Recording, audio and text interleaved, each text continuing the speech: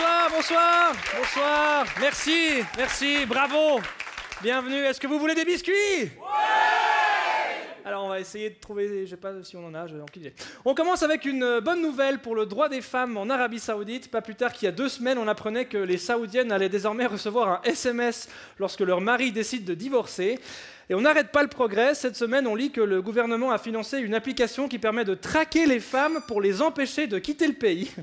Alors si vous avez besoin d'une application pour traquer vos conjointes, c'est que c'est plutôt vous le problème. Réfléchissez, il suffit de leur mettre une puce. Alors oui, je sais, c'est cher, ou une laisse, voilà, enfin bref. En Suisse, cette semaine, les politiques ont fait l'actu avec les acronymes de leur parti. On savait que l'UDC, c'était SVP en allemand. Alors pour un parti qui espère interdire la mendicité, c'est quand même pas très bien tombé. Alors bon, que le PLR s'appelait FDP en ch'tau-fifre, on le savait aussi depuis un petit moment, même si ça nous a toujours fait rire, comme ici. Voilà, on s'était habitués, mais... Cette semaine, ils ont lancé un hashtag Team FDP. Alors, je sais pas si pour les gens du PLR, FDP, c'est fleur de pimprenelle, mais pour moi, ça veut dire fils de pute. Hein. Ils ont même fait des pins. Je veux un pins Team FDP. Peut-être que si j'en porte un, on me laissera rentrer au souper de boîte de Monsanto, qui sait. Celui ou celle qui n'a pas pensé à sortir la campagne Team PLR en même temps devra certainement retrouver un boulot. Et on a appris cette semaine que tout était possible en matière de reconversion. Aux Pays-Bas, un ex-élu anti-islam est devenu musulman. C'est assez surprenant. Demain, en gros titre dans la presse, Micheline Calmiret devient coiffeuse, Guy Parmelin, membre de l'Académie française, DJ Bobo égérie des baisses de primes d'assurance dans le canton de Berne. Oh, attendez, pour DJ Bobo, c'est vrai. Voilà, bienvenue dans Mauvaise Langue. Voici le moment que vous attendez toutes et tous. Le sommaire! Oui, le sommaire, oui. Le comédien français Laurent Deutsch s'est intéressé à Genève dans une vidéo de vulgarisation d'histoire critiquée par Le Matin. On tentera de démêler le vrai du faux, comme Laurent Dufaux, tout à l'heure. Le permis de conduire en Suisse a été réformé. S'agit-il d'un nouveau courant religieux? Peut-on encore rouler à 70 en deuxième? Petit cours d'auto-école. Les États-Unis étaient devant leur télévision dimanche pour regarder le 53e Super Bowl. Qu'est-ce que c'est que ce truc? Vaut-ce la peine de rester éveillé jusqu'à 4h du matin pour se faire chier devant un sport ennuyeux? Les questions de ce sommaire sont-elles trop orientées? Décryptage. Sinon, il y aura aussi de la bière et des primes d'assurance maladie. 2 choses qui vont très bien ensemble d'ailleurs. C'est juste énorme ce que nous offre la vie.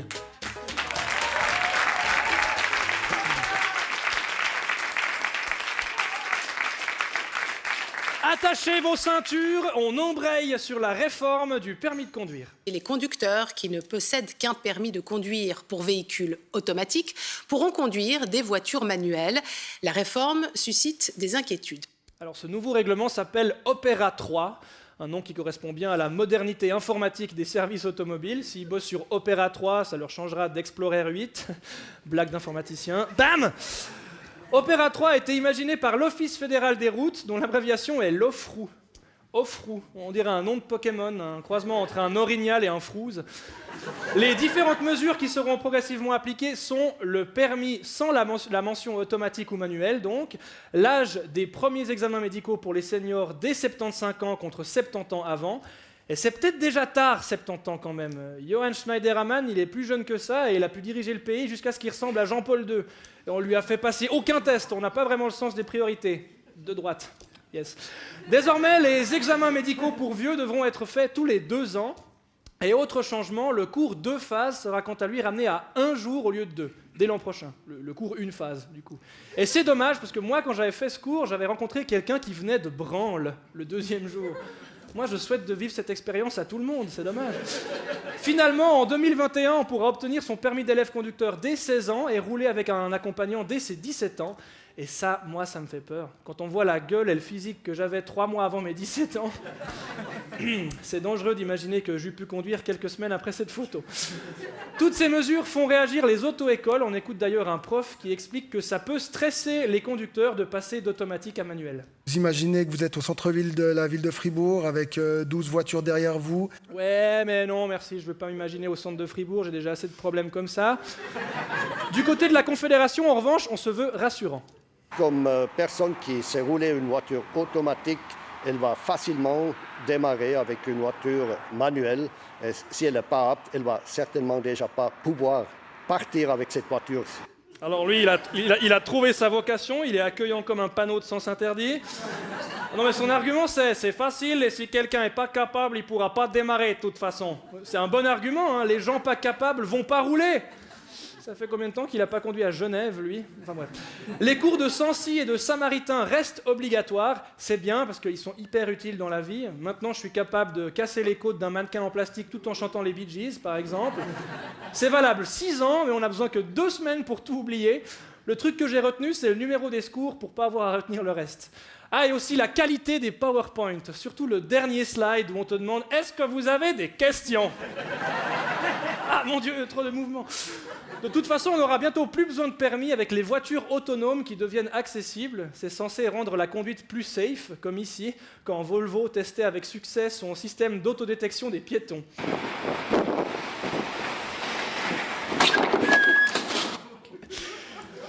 Il va bien. Du coup, est-ce qu'une réforme du permis de conduire est vraiment nécessaire maintenant ? Tout a été pensé pour redonner l'attrait au permis auprès des jeunes. À l'heure où ils manifestent pour le climat, ce serait pas mieux d'avoir une meilleure politique de développement des transports en commun ? Je pose la question. Automatique ou manuel, de toute façon, ils réussiront jamais à faire plus simple que moi. Perso, j'ai qu'un seul bouton à utiliser, c'est celui pour demander l'arrêt auquel je veux descendre. En plus, les émissions de CO2 causées par les véhicules individuels neufs sont en augmentation en Suisse à cause du Dieselgate et d'une hausse des achats de 4x4. L'acheteur de voitures neuves en Suisse, il ressemble à Giuseppe Iosca. L'électrique, j'en ai eu une d'électrique. Avec ma femme, on l'a gardée 4 mois parce que ce n'était pas du tout nos attentes. Et vraiment pas ce bruit de moteur qui nous manquait. Voilà, aussi à cause de ce trou du... Monsieur qui aime pas les voitures électriques parce que ça fait pas assez de bruit pour pas entendre les jeunes qui manifestent. C'est un cercle vicieux en fait. Il y a plus de 4x4 sur les routes, donc il faut que je m'achète un gros 4x4 pour ne pas me faire écraser par la sécurité des autres. En gros, c'est le sidecar qui se mord le pneu. Ça fait sourire tous ces gens qui s'énervent pour des histoires de bagnole, mais moi au volant, je suis très calme. Un vrai Suisse cliché. Je laisse passer les gens au feu, même ceux qui disent pas merci, je leur souris et je redémarre en disant « Connard !»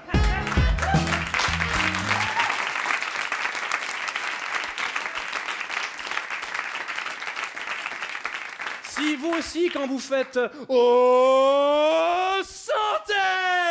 vous avez conscience d'être des trous du cul, délectez-vous d'une mousse bien fraîche en regardant Bonne Binge.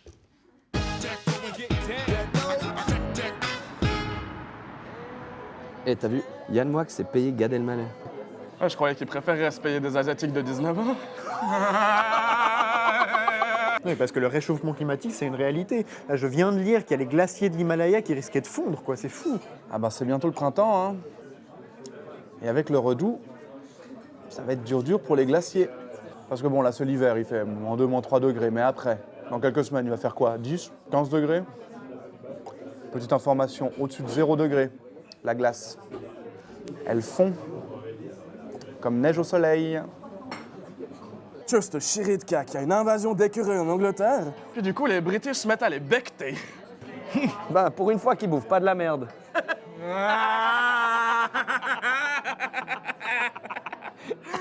Ah, il est bon! La semaine passée, mon petit Noah m'a fait un bonhomme de neige, par exemple. Hein. Mais un beau bonhomme de neige, tu vois, il était vraiment magnifique et il l'aimait tellement. Il lui a donné un nom si simple et si tendre. Il l'appelait Neige.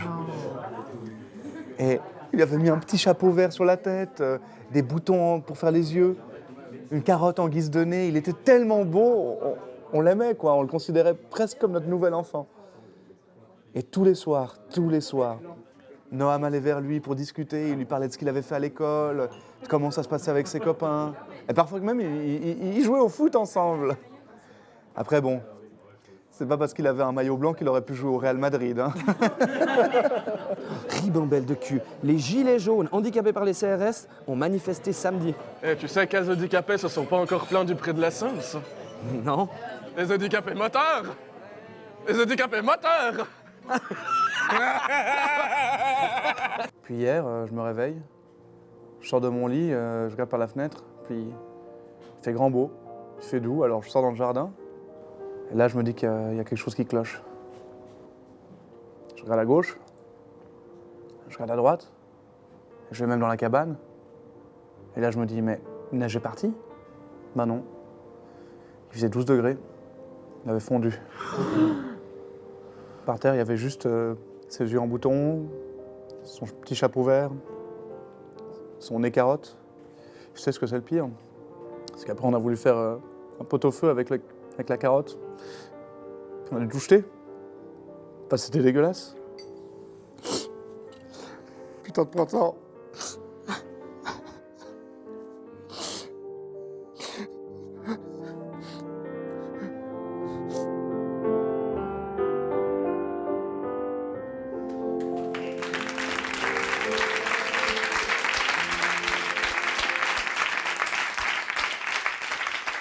Tout au long de la semaine, nous égrenons des contenus caustiques et délicieux sur les réseaux sociaux de l'émission, comme par exemple pas cette photo. Voilà, ouais, merci. Maintenant, si vous voulez vraiment profiter de cet immense show son et lumière qu'est Mauvaise Langue, voici une marche à suivre. Premièrement, rendez-vous sur mauvaiselangue.ch et inscrivez-vous à l'émission. Ensuite, voilà. Si vous êtes tiré au sort dans le public, vous remporterez peut-être une Ford Ficus, la plus puissante des voitures plantes. C'est une voiture, mais c'est aussi une plante.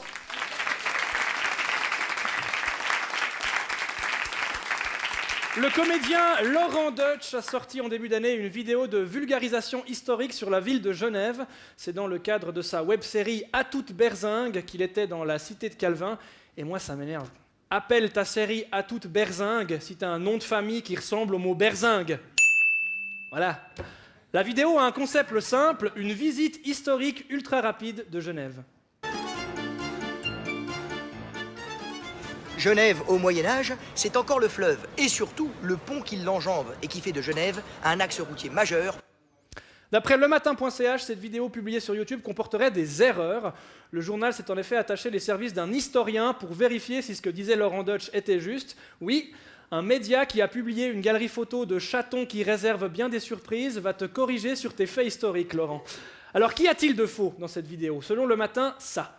Ce château, qui restera tout au long du Moyen-Âge le verrou militaire de Genève. Pénétrer dans la porte du château du Rhône, c'est pénétrer dans les couloirs du temps.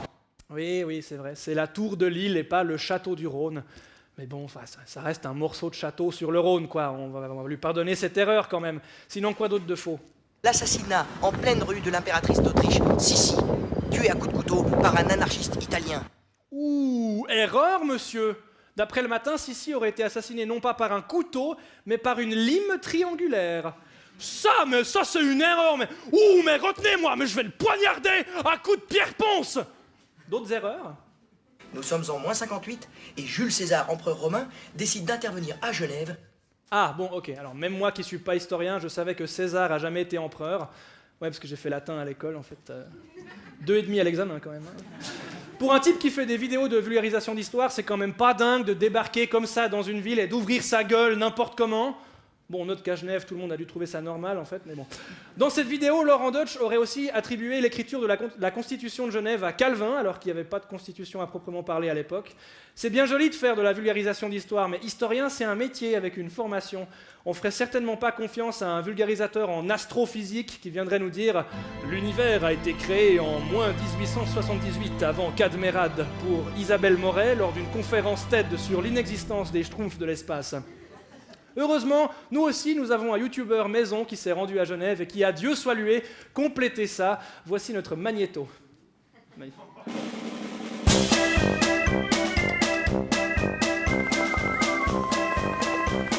Nous sommes ici sur la place de Plainpalais, également surnommée la place Ocre. En effet, c'est ici que Roland Garros vint au XVIe siècle pour y organiser le premier tournoi de pelote flasque, sport traditionnel suisse qui donna plus tard le tennis. Aujourd'hui, on ne compte plus le nombre de champions et de championnes helvétiques tels que Roger Federer, Yves Allergo ou Michel Calmiret.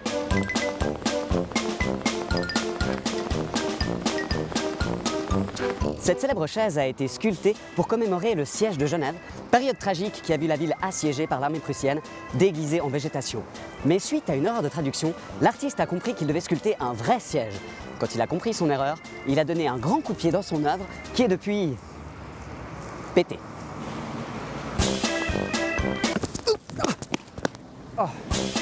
Les Suisses et les montres, c'est une grande histoire d'amour. D'ailleurs, c'est ici, à Genève, que furent inventées les fameuses montres de la marque Switch. Cette grosse horloge sertie de fleurs juste derrière moi nous renseigne sur les origines étymologiques de l'heure. Ainsi, au XIe siècle, les Helvètes se disaient « Tiens, il est 3 fleurs et demie ».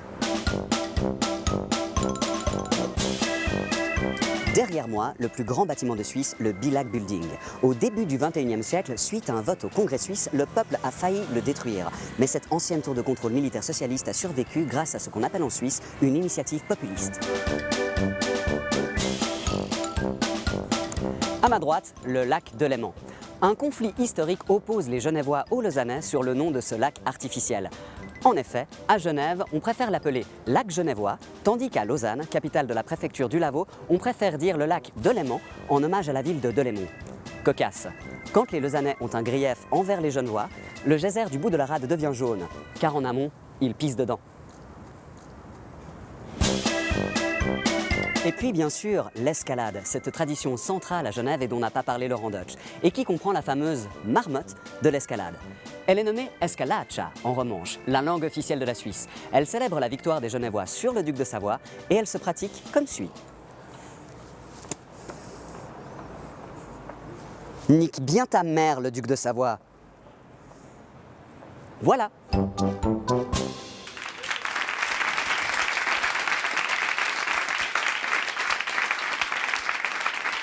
Les gens qui n'arrivent pas à dormir et qui aiment la violence à la télé étaient contents. Dimanche dernier, c'était le Super Bowl, la grande finale du championnat de football américain. Alors, ce n'était pas le 53e Super Bowl, mais le Super Bowl LIII en chiffres romains. Cette notation a été utilisée pour ne pas confondre la finale avec l'année où elle se joue, sauf en 2016 pour le 50e Super Bowl. On l'appelait Super Bowl 50, parce que avec un 5 et un 0, parce que selon Shandon Melvin de la communication de la Ligue de football américain, le L amène tout de suite des connotations négatives. Bah, elle vous emmerde. Elle aimerait bien être payée la même chose qu'un homme, d'ailleurs. Bref, des gens sont restés éveillés jusqu'à 4h30 du matin devant le Super Bowl LII, ce qui est assez classique, puisque normalement, c'est une heure où on est tous au... Excellent jeu de mots, retrouvez-moi dans les Decodeurs la semaine du 4 au 8 mars. Si vous étiez couché pendant le match, on vous montre les meilleurs moments. The coin toss is next as the YouTube TV Super Bowl 53 kickoff show continues. Oui, le teasing du lancer de la pièce de monnaie pour savoir qui engage, parce que oui, c'est un événement. Il faut dire qu'au prix où sont les billets, 7 000 $, tous ceux qui sont dans le stade vont pas revoir une pièce pendant un bon moment. Ensuite, il y a eu le fameux concert de la mi-temps. Cette année, Rihanna, Cardi B et Jay-Z ont décliné l'invitation en soutien à Colin Kaepernick, un joueur qui ne trouve plus de club depuis qu'il milite contre les violences policières faites aux Noirs. Du coup, la NFL s'est retrouvée avec Maroon 5 et tout le monde a trouvé ça un peu nul. C'est tellement un faux groupe, on connaît qu'un seul des membres. En musique, il y a deux façons d'être millionnaire en restant totalement anonyme. Porter un casque, comme Daft Punk, ou alors faire partie de Maroon 5, derrière Adam Levine. Et bien sûr, il y avait les pubs. C'est quand même autre chose qu'en Suisse, les pubs américaines. Parce que nous, à la mi-temps de Lucerne Grasshopper, on a quoi? Une oie qui parle avec un chien. Paris, elles sont bizarres, tes pommes. Mais Jean, c'est pas des pommes, c'est des poires. Oh mon Dieu. Dans les pubs américaines, c'était mieux. Audi a teasé un modèle électrique, le e-tron, visiblement un e-tron pas destiné au marché francophone. Avec 100 millions de téléspectateurs, la seconde de pub vaut 166 000 $. C'est monstre cher. Une entreprise avec un budget suisse n'aurait pas les moyens de faire plus d'une seconde de pub. Attention, c'est parti, pub suisse. Achetez les brosses à dents Fabre. Voilà. Enfin, de toute façon, les pubs américaines ne sont pas diffusées en Europe. Alors pourquoi des Suisses sont restés debout pour voir ce sport où il se passe rien et où on comprend pas les règles? Parce que c'est américain, alors c'est cool. Moi, enfant, je jouais pas à la balle assise, je jouais à la balle assise américaine. C'était les mêmes règles, la même balle, le même endroit, mais c'était plus cool. Tout est un peu plus cool quand c'est américain. Je sais pas trop à quoi ça tient d'ailleurs. Si c'était les Portugais qui avaient débarqué en Normandie en 1945, on regarderait peut-être pas How I Met Your Mother, mais foi assim que aconteceu. Foi assim que aconteceu, de segunda à sexta, às 9h05, na Fox. Da Fox. En Suisse romande, on a aussi un championnat de football américain. Oui, allez, c'est l'heure du grand jeu des clubs romans de football américain avec des noms pourris en anglais. Jouez chez vous en swipant sur l'écran de votre four. Lequel de ces clubs n'existe pas? Les Montais Rhinos, les Morges Bandits ou les La Chaux-de-Fonds Hornets? En fait, ils existent tous. Voilà. On vous avait prévenu, ils ont des noms fantastiques. Mais franchement, on est admiratif des joueurs de football américains. Ils se font souvent plaquer, mais ils nous chient pas un album de chansons tristes pour autant. James Blunt, si tu nous écoutes. Yes. Vous l'aurez compris, on n'y connaît pas grand-chose au foot US, Et on ne vous a même pas donné le score du Super Bowl. Alors, il y a eu 13-3 pour les Patriots. Voilà, je ne sais pas si c'est une branlée ou s'ils ont juste réussi à attraper le vif d'or 10 fois de plus dans la surface de réparation sans double faute dans le 17e trou. Mais bon, si je compare le Super Bowl de cette année à celui de l'an dernier, ben j'ai tout aussi bien dormi.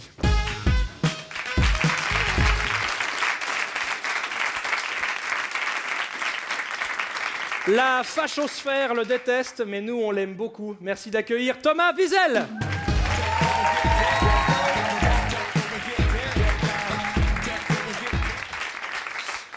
Alors, Thomas, lundi, c'était la journée mondiale contre le cancer. C'est vrai, ouais, et puis il y avait pas mal d'articles, il y a eu beaucoup d'actions, puis moi, en tout cas, ça m'a convaincu. Maintenant, je suis contre le cancer. Ouais.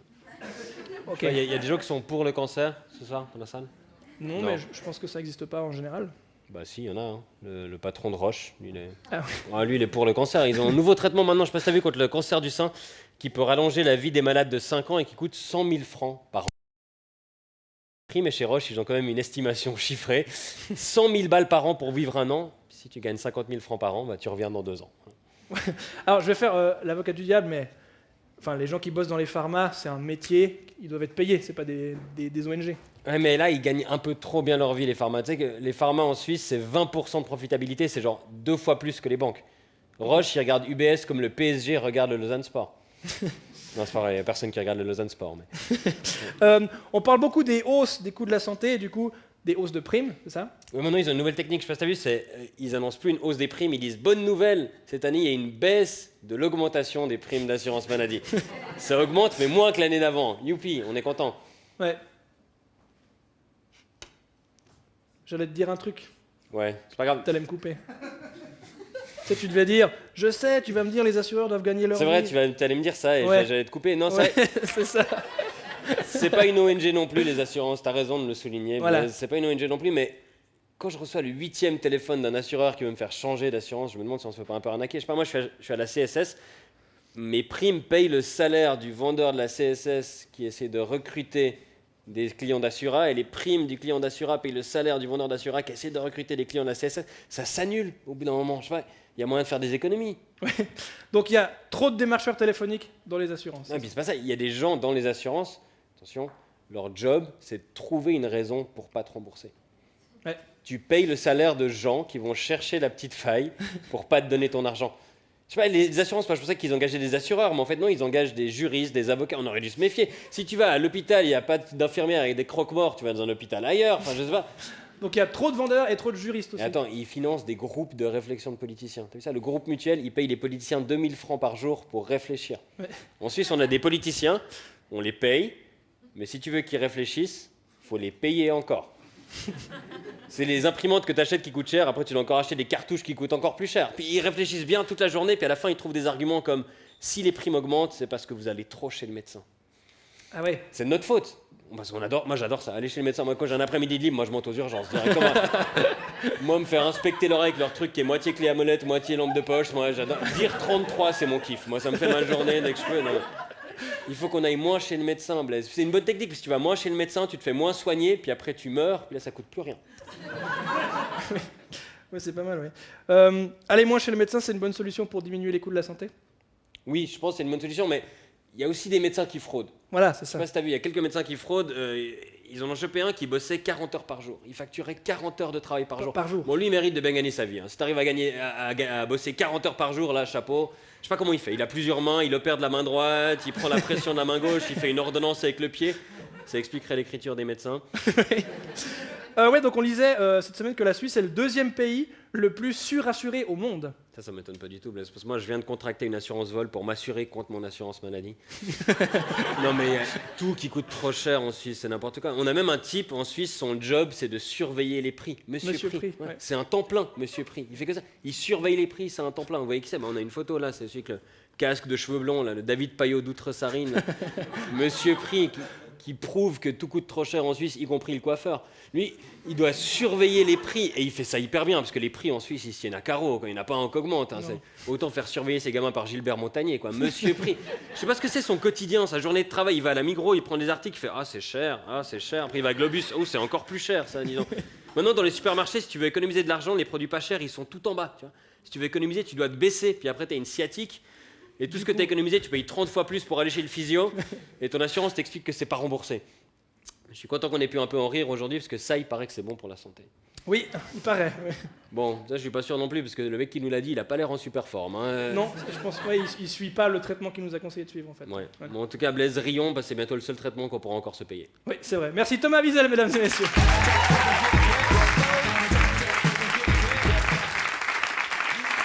Mauvaise langue, c'est fini pour cette semaine. Rendez-vous vendredi prochain pour une émission spéciale, tout à fait normale. Soyez prudents sur les routes, sur les trottoirs et aussi dans les airs, si par exemple vous êtes un aigle. À dans 7 jours, bisous.